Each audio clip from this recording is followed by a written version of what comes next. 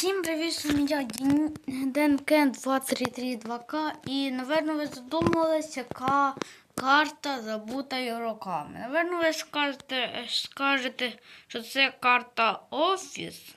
Ось ця карта. Просто тут просто тут один сервер. Ну, я знайшов другий. А ні, тут 3 сервера. І сама забута карта це банк.